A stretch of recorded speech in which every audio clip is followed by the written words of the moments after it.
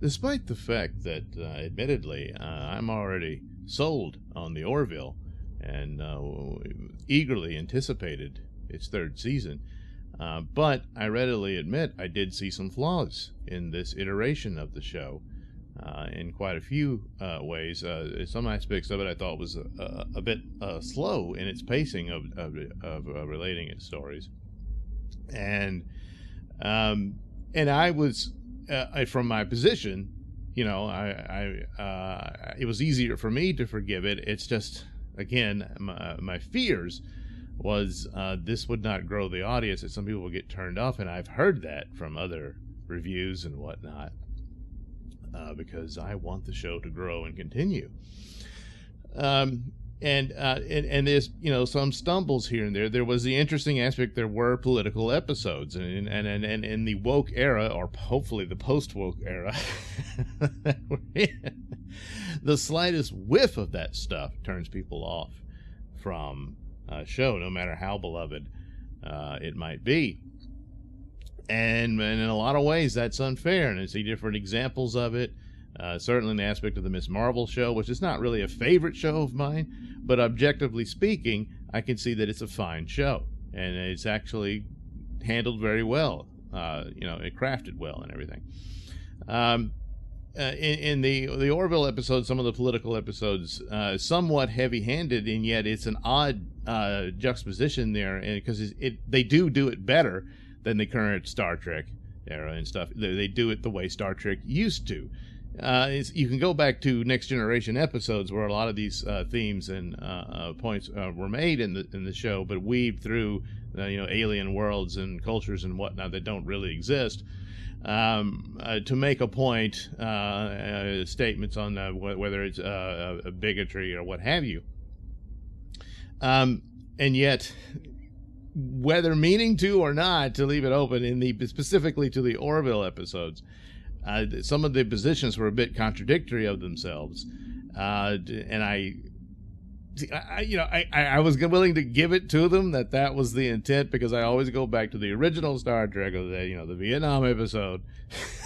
That's just what I call it for the purpose of this argument, where it leaves the argument that the show is making open, and that sort of thing. And I think that's probably the better tact. But that's just of the the flaws or stumbles that I have acknowledged here in New Horizons for the Orville. But there was some great and cool stuff, even in the abortion episode, which only for a moment became that. The rest of it was revisiting this relationship that Mercer had, but I knew there was the foundations for greatness in the Orville, and to have them expect a show, no matter how good it is, to knock it out of the park all the time was unlikely. It's not this genius masterpiece. The last season was incredible, and it's a tough one to beat.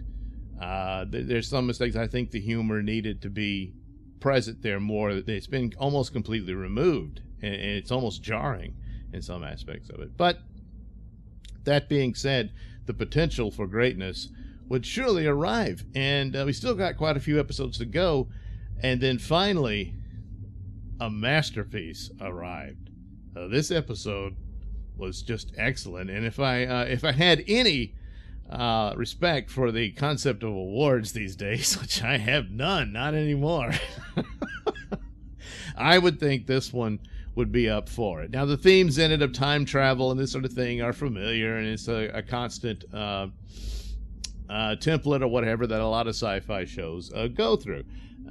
Certainly, obviously, Star Trek did many times, and for this to be the distant cousin of Star Trek, they would do it too. And it also follows up on something that was established early on for the character of Gordon, and that he fell in love with a woman from the past, and it was all very sad because she's long gone and all that sort of stuff. Well, in this episode, guess what? And the concept and sci-fi concept to be handled carefully and respected, and for the most part to the best of anyone's ability. I mean, all the different theories about what time travel could involve. I think they do that here. And they weave it into their ongoing story with the war with the Kalons and all this sort of stuff, and about how powerful a weapon time travel could be and all this sort of thing. So the situation is they're being chased by the Kalon, and they want the Aronoff device, and they realize they're outgunned, and they're probably on the verge of the Kalon getting it. So Ed orders it to be destroyed. So Gordon ends up being the one to go do it.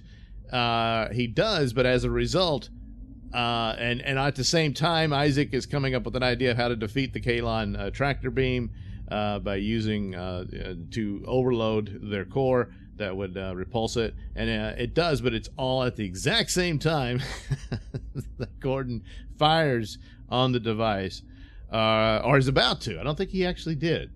Yeah, I think he's about, but anyway, nevertheless, the reaction of it throws him back into the past. Now, it's interesting to note, I saw this in the imagery of him being thrown back, is that he splits into several different versions of himself. For briefly, it's just the imagery of how they do it. And I don't know if that's just how they show the effect of it, or if it's coming upon this idea that, of course, when you travel back in the past, and I'm of the opinion, no matter what you do, no matter how much you try to hide, you've changed it. It's different because you don't belong there, so it's going to be different. So this means different timelines break off from what it once was. And of course, they discuss this in it. They don't know that this imagery of it, if that's what it means. I don't know. Maybe that's not what they meant with it. But then they discuss it. They look into they get a signal from Ed. They're not, Gordon, and they're not sure exactly what happened. But they get a signal from him, and it's, from hundreds of years ago. It's from 2015. And they're like, oh, no. And he's saying, I hope this reaches you if you can reach me. So they look in their records, and there's old man Gordon, who lived out a life and died back in the past. So it's already changed and everything, and they're like, oh, no. Well, we got to go find out what happened. And by his duty to the Union under their rules of any kind of time distortion, he was not to interact with the time period he was in. And so ultimately, he would pretty much have to commit suicide in order to achieve this, and make sure that his body is completely disintegrated. He did have the weapon with him, so maybe he could have done that. Because then even his body being found might cause problems, So, but that's not what he does. So they decide, let's go back and get him. We'll get him from the moment that he arrived, and problem solved.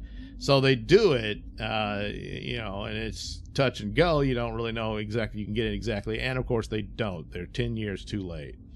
So he's lived a life of 10 years. He's built an identity for himself. He's working in, I don't know if he's a pilot or an engineer. I forget what. He's at an airport. And they come to him. Well, guess what he did? He went and found Laura, the girl that he had, ostensibly met previous season, and because she's on his mind, and she touched him in a way no woman in his actual life had, and so now's his chance to actually meet her and be with her. He feels like he already knows her, and sweeps her off her feet. They get married and have kids. She's pregnant with the second one, so he's got a son and everything, and so it's like, holy crap, this violates so many things. Ed is furious with him and everything, and he's like, hey, you weren't here, I'm stuck here, and this is what, I did. And but the interesting aspect of it is that now they were in the middle of space after the Kalon battle, but they're reading the records. There's old man Gordon after his obituary, and it's kind of like, well, who's to say it didn't happen that way? That's the tough thing. And they're going by the rule of their orders, their dogma, but I mean, their command by the Union, and trying to be careful with this. But it's not determinative. I mean, it's like he was always in that past. He always made these people. And I mean, they would have to then look at their computers, what became of the kids and everything. I guess they could have done that, but they're sticking to what it means, and he's determined to stay. He's made a family. He's in love with this woman, and he's got these kids now. So he's an entirely different man, and that's one of the cool aspects of it when you think about your own life and where you are right now and how you were 10, 20 years ago. Would if you could meet your past self and your current self, me, would you agree on where your life is and where, that kind of thing? And odds are, in a lot of ways, no. You're like, what are you doing? You were supposed to do that kind of thing. And that's exactly what happens here. So it's and the performances are very well done. It's all very sad, and it puts Ed in this terrible position. But he's like, I think this is dangerous. We don't know what the ramifications are. And that's true. He doesn't know in total what the ramifications are. So ultimately, at first he thinks he's going to force Ed. They bring Tala to go force him, and then they decide not to. And he says, all right, look, they managed to, they needed this element to be able to, Dysonium it was, for them to power the Aronoff device and whatnot to get back, to go forward to the future again. And they find it on Earth, so that's the second story. That's also just as good as, maybe not totally as powerful, but of course knew something like this was coming. So Isaac and Charlie are paired together, and of course she hates Isaac because she blames, and rightfully so, at least the Kalon, maybe not so much Isaac, but he was the traitor and everything, even though he switched sides and helped them. She lost her friend in the battle, and of course, no big shock here. She reveals that she wasn't just her friend, she was in love with her. She didn't know if she felt the same way or not, but still, that's how important this woman was to her. And then she died because of the battle with the Kalon, and now here she is serving next to a Kalon. So I knew sooner or later, some way, they would force a situation where the two of them were together. And they do.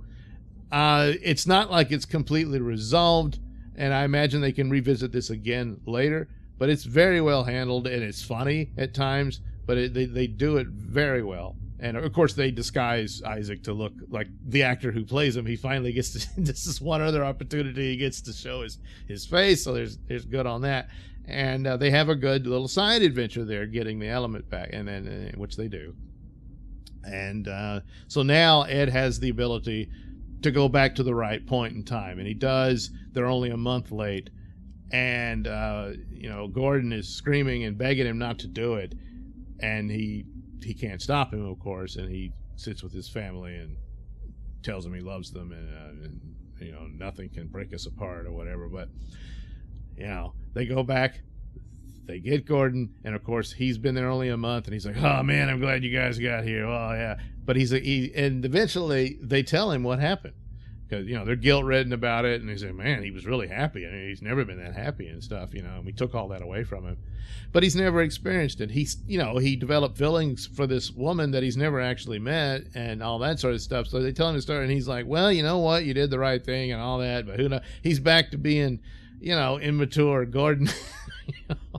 And he's like, because he didn't experience it, and he's a different man. We're talking about a man that was 10 years later, and all these experiences he went through. So it all works. It's still, oh boys, it's sad. Even though he's sitting there, they're getting drunk at the end. I guess so. I guess he he certainly would. But they really didn't know what to do. There's the dangers of time distortions and whatnot. It is something, I suppose, like I said, the imagery that it showed different Gordons splitting off out of the eruption there that sent him back in time. Could it mean that there's other Gordons and other timelines and stuff, and they might revisit that? Also showing that the timeline with Gordon and his family still exists, So that would kind of put a nice cherry on top and make it all happy. If they leave it open like this and never revisit it, maybe that's for the best, because it's so powerful in the sadness of it, But again, with time travel theories and alternate timelines being created by distortions and whatnot, holds true that that's a very likely outcome, that there's still a timeline where Gordon stayed in the past. So it would have been interesting to check the computers to see if that obituary is still there. And they're like, hey, what the hell? That would have been a thing to say, well, you know, it would have been an easy way not to do a follow-up episode or anything like that, to just say, holy crap. And then, you know, have Isaac, well, it is possible that, you know, and there you go. Could have done that. They didn't. They just, you know, they get drunk at the end of the show. But all around, excellent show. Well done performances, and the humor, not quite to the level that it was before, but it was clearly there. They, you know, and it flowed beautifully. So this is easily the best episode of this season, and I damn near, if not, a masterpiece. So very good, well done for the Orville.